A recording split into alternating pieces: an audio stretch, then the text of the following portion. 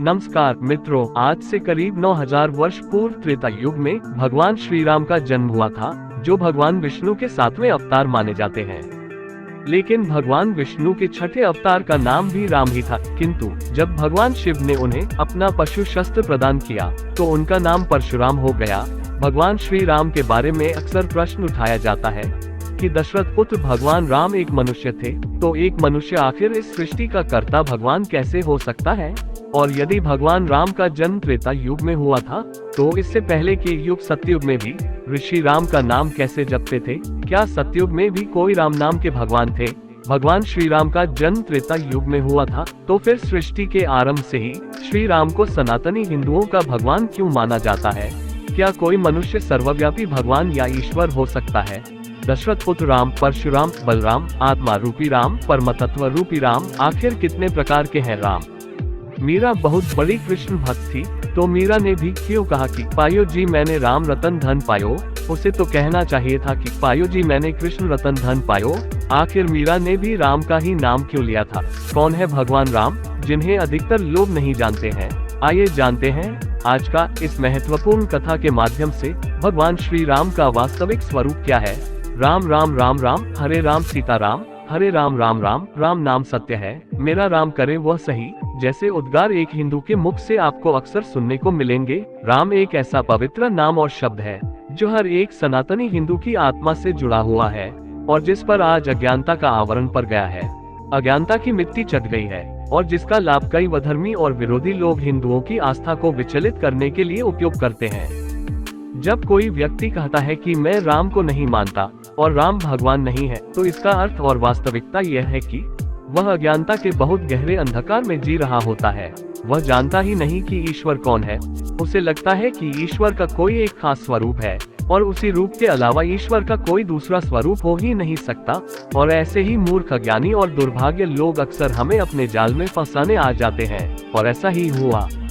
जब कबीर जी राम नाम का जाप कर रहे थे, तो कुछ संशय डालने वाले लोग कबीर जी के पास आए और कहने लगे कि क्या कर रहे हो?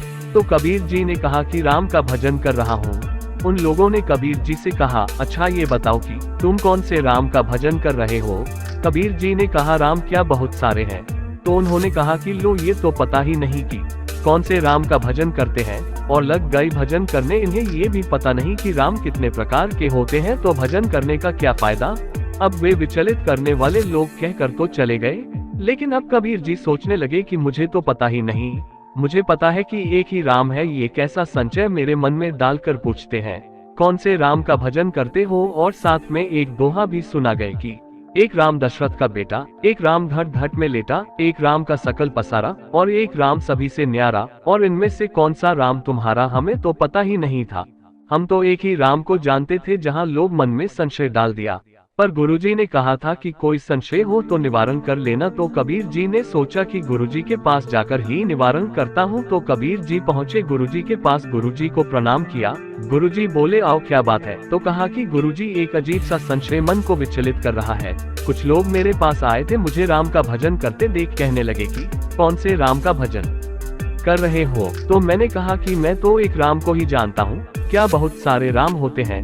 उन्होंने कहा कि हाँ, एक राम दशरथ का बेटा, एक राम घट घट में लेटा, एक राम का सकल पसारा और एक राम सभी से न्यारा।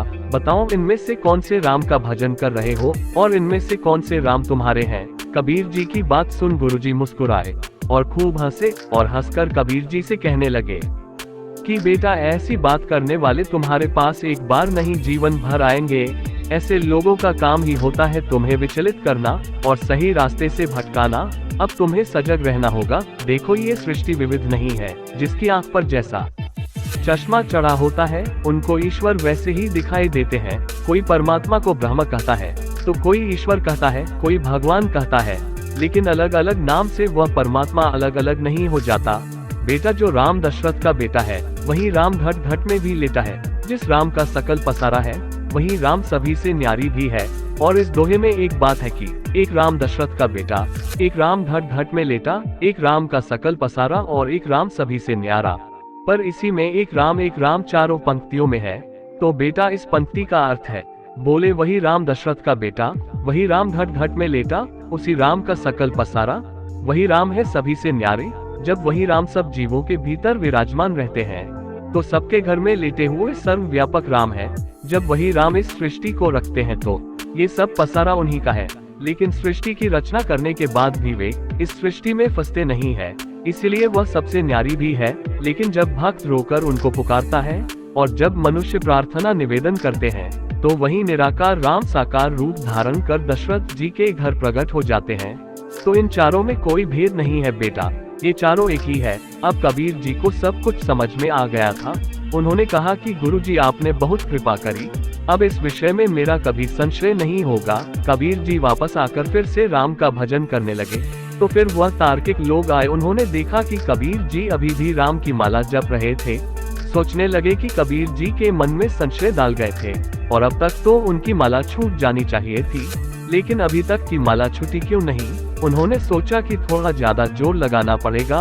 उन्होंने कबीर जी से पूछा कि भाई तुम्हें पता चल गया कि तुम कौन से राम का भजन कर रहे हो? तुमने हमारे प्रश्न का उत्तर नहीं दिया था। अब कबीर जी तो पक्के गुरु जी के शिष्य थे, तो कबीर जी ने कहा कि हम आपको उत्तर अवश्य देंगे, लेकिन उससे पहले आपको हमारे प्रश्न का उत्तर देना होगा। बोले पूछो। कबीर जी कहने लगे कि हमारा भी एक दोहा है, इसका उत्तर बताओ। बोले क्या? कबीर जी ने कहा, एक बाप तेरी दादी का छोरा, एक बाप तेरी बुआ का भाई, एक बाप तेरी माँ का पति और एक बाप तेरी नानी का जमाई। तो बताओ तेरे कितने बाप है मेरे भाई? ऐसा दोहा सुनते ही वे दुम दबाकर भागे। कबीर जी ने आवाज लगाई कि बताते तो जाओ कि तुम्हारे एक बाप है कि चार बाप है कि छह बाप है। वे बोले कि हद हो गई, यह कोई पूछने की बात है। वे बोले कि वही बाप मेरी दादी का छोरा, वही बाप मेरी बुआ का भाई, वही बाप मेरी माँ का पति और वही बाप मेरी नानी का जमाई। तो कबीर जी बोले कि सुनते जाओ, वही राम दशरथ का बेटा, वही राम घट घट में लेटा, वही राम का सकल पसारा, वही राम है सभी से न्यारा। तो दोस्तों आपने देखा कि कैसे हमारे सनातन धर्म में ईश्वर का स्वरूप कितना विराट है। वे सनातन है, वे सर्वव्यापक है, वे निराकार है तो साकार भी है, अदृश्य भी है तो वे दृश्य भी है, वे सगुण है तो वे निर्गुण भी है, वे एक अस्तित्वहीन अस्तित्व भी है तो वे एक व्यक्ति के रूप में भी अवतरित होते हैं।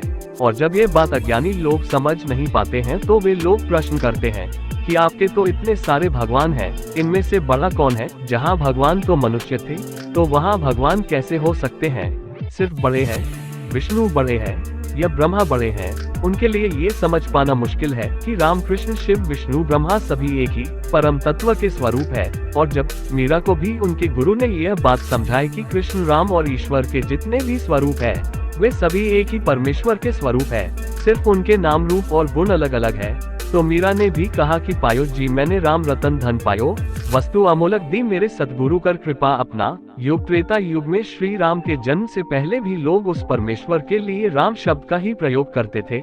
ऋषि मुनि उस सर्वशक्तिमान और करुणा सागर परम पिता को राम शब्द से ही संबोधित करते थे। और उसी परम तत्व के स्वरूप भगवान विष्णु ने मनुष्य रूप में जन्म लिया, तो उनके अंश अवतार परशुराम का नाम भी राम था। और समस्त जगत के साथ हमने आदर्श पुरुष का उदाहरण रखने के लिए दशरथ जी के घर जन्म लिया, तो उस परमेश्वर का नाम भी राम ही रखा गया।